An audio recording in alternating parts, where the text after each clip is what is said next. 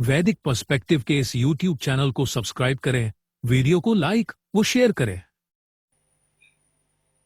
ओम नाई दिवह पृथिव्या अंतमापुहना मायाभिधनदाम पर्यभुवन युजम वज्रम बुद्धः चक्र इंद्रो निर्ज्योतिषा तमसोगा अदुक्षा।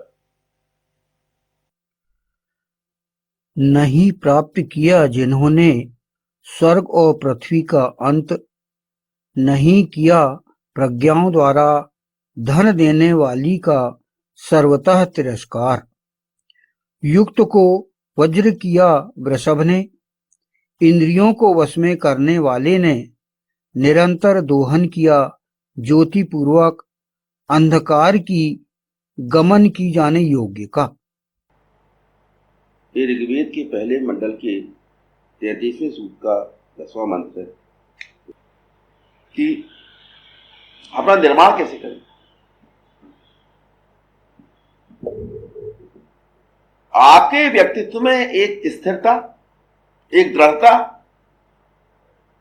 अगर आप चाहते हैं तो आपको इस प्रकार से अपना निर्माण करना है।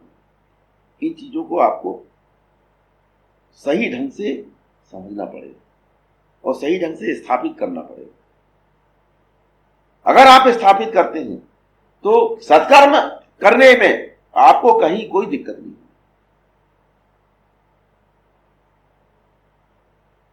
क्योंकि आप एक बैलेंस व्यक्ति, संतुलित व्यक्ति, ये बहुत संतुलन की बात करते हैं। तो वो संतुलन प्रैक्टिकली कैसे है हम नहीं समझ पाते कि संतुलित कैसे रहे आप। क्योंकि अगली परिस्थिति ऐसी आती है हमको हिला के चली जाती। तो हिला के क्यों चली जाती? क्योंकि वही है, हमारा स्ट्रक्चर जो है वो प्रॉपरली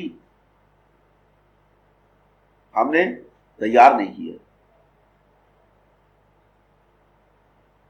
सब कुछ भावनाओं का खेल है। ईशान को तो मानना है आप। तो पहली जो चीज है वो क्या है? कहीं दिखती है। ईशान कहीं दिखता नहीं, वे तो दिखता है सामने, और कर्मफल की व्यवस्था भी दिखती है, डिवीजन भी दिखाई देता है, पर ईशान कहीं नहीं दिखता। तो सब कुछ वहीं से चलता है कि ईशान को मानना। क्रिएशन कहां से शुरू होता है? वही जहां कुछ नहीं, वहां कुछ है, ये जब आप मानते हैं तो वहीं से सब कुछ चालू होता है। इसलिए यथापूर्व अकल्प्यत बोला गया, वही चीज। तो ईशान कैसा है, क्या है, ये आपको खुद को समझना। और कभी उस विषय में आपको ये नहीं, पूरे जीवन में आप ये नहीं साक्षात्कार नहीं कर पाओगे कि जो आपकी मान्यताएं हैं वो कितनी परफेक्ट। को आप कभी जान नहीं पाओगे, कभी उसका साक्षात्कार नहीं कर पाओगे। तो आपको हमेशा नई चीजें सोचना पड़ेगा।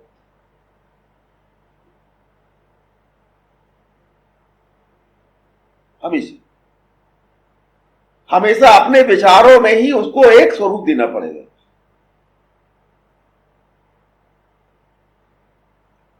ईशान के अस्तित्व को अपने दिमाग में बैठालना, अपने मन मस्तिष्क में बैठालना, इस सीमा तक कि वो इतनी मजबूती प्रदान करे, ये पहली जरूरत है। क्योंकि उसके होने का सबूत आप आंखों से नहीं समझ पाओगे, इंद्रियों से आप उसको नहीं महसूस कर पाओगे, है ना।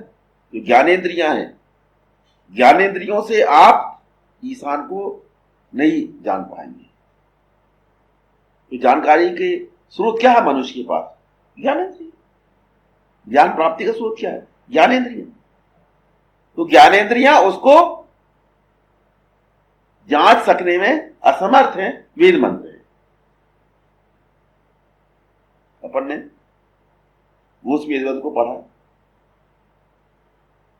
जो मंत्र है ना, जो शुक्रम अकायम अव्रणम असना असना विरग्वम शुद्धम अपाप विद्धम, है ना, ये क्या है? इंद्रियों से नहीं जान पाओगे आप। सह परेगार शुक्रम अकायम अव्रणम असना विरग्वम अपाप विद्धम कवि मनीषी परिभू स्वयंभू याथा तथ्य तो अर्थान वेदात शाश्वती। इस मंत्र में पूरा बड़े डिटेल से बताया गया। तो आप क्या है कि इंद्रियों से कभी उसको नहीं कर पाए, तो आपको अपने मानसिक शक्ति का ही प्रयोग यहां पर करना है। ईशान ने व्यवस्था ऐसी बनाई है ना, अपना उसका स्वयं का अस्तित्व, वो सबसे बड़ी आपकी टेस्टिंग, क्योंकि वो दिखाई नहीं देगा। तो आपको मानना पड़ेगा, उसको मानना ही पड़ेगा, कल्पना करनी पड़ेगी, वही इमेजिनेशन करना पड़ेगा कि ईशान कैसा है, क्योंकि उसका कोई स्पष्ट स्वरूप नहीं। तो जितना आप उसको मान पाओगे और जितना जान पाओगे, अपनी जो मान्यताओं को जितना टेस्ट कर पाओगे दुनिया में, वही सब कुछ के आधार पर आप अगर परफॉर्म कर पाओगे। अब और क्या है, ये आप और आगे बढ़ोगे तो पता चलेगा आपको, क्योंकि ईशान अनंत,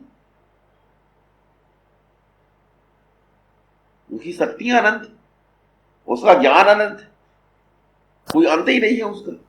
तो जानते जाइए यार, आपके लिए जानने के लिए बहुत कुछ, मानने के लिए बहुत कुछ। मान्यताएं आपकी कभी अंत तक नहीं पहुंच सकती कि अब मेरी मान्यताएं कंप्लीट होंगी,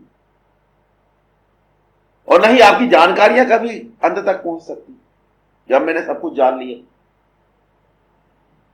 तो डेवलपमेंट के लिए, उत्थान के लिए इतना स्कोप है कि कभी खत्म नहीं होगा।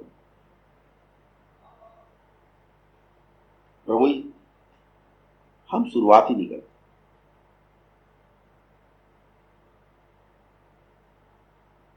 हम अपना बेस तैयार नहीं करते। हम जहां भी उम्र के जिस भी पड़ाव में हैं, जहां तक भी पहुंच चुके हैं, पर हमें हमेशा ये ध्यान रखना है कि हमारी बुनियाद वो कितनी मजबूत है।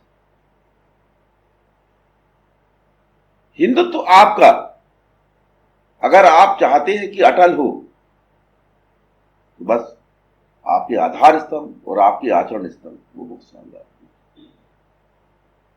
लोगों के एक अप्रोच है जो कि आज का समाज और जो हिंदू कल्चर है उसके विषय में अलग अलग है। हिंदू जो कल्चर है वो कैसा चलता है, अंदर से बाहर की ओर। हिंदू धर्म की विशेषता है अंदर से बाहर की ओर जाना, और जो आज जो दुनिया पाई जाती है उसकी क्या विशेषता है, बाहर से अंदर की ओर जाना।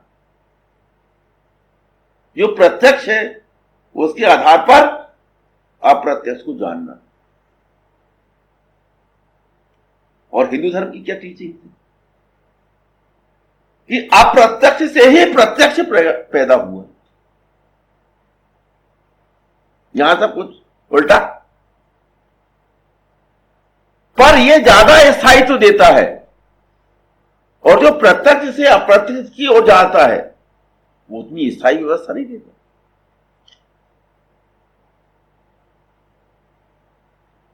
तो जब आपको अपना निर्माण करना है तो प्रत्यक्ष से अप्रत्यक्ष की ओर मत जाइए, अप्रत्यक्ष से प्रत्यक्ष का संबंध जोड़िए, अंदर जाइए, वहां से निर्माण करते हुए आइए अपना। शुरुआत कहां से करिए? वहां से। तो सारे जो लिंक हैं वो आपके सही ढंग से जुड़ेंगे और आप एक मजबूत व्यक्तित्व वाले व्यक्ति बनेंगे। कुछ नहीं, आपको क्यों नहीं हिलाया जा सकता? क्योंकि आपका बेस बहुत मजबूत है।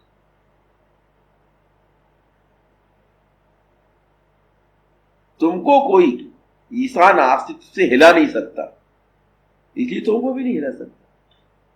ईशान पर तुम्हारा जो विश्वास है उसको कोई चैलेंज नहीं कर सकता, डिगा नहीं सकता, इसलिए तुमको भी नहीं हिला सकता।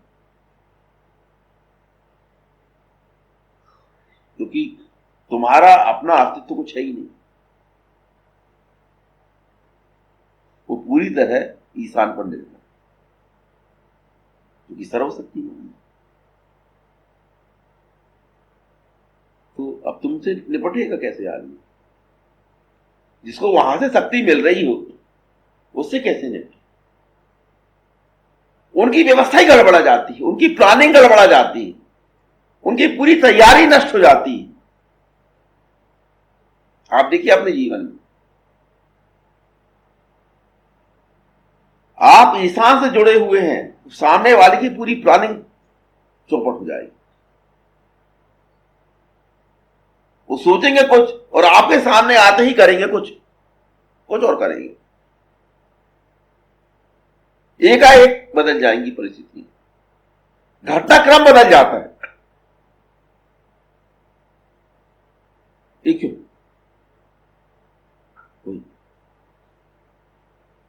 आपका संबंध कहीं और से है, तो वो नहीं चाहता कि कोई आपको डिस्टर्ब करे। तो कौन डिस्टर्ब कर सकता? तुम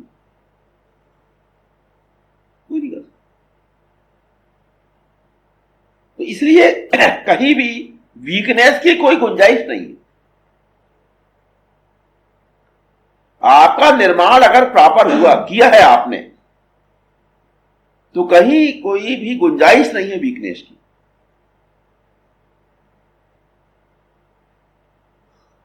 कहीं डरने की, डगमगाने की, कांपने की कोई जगह ही नहीं।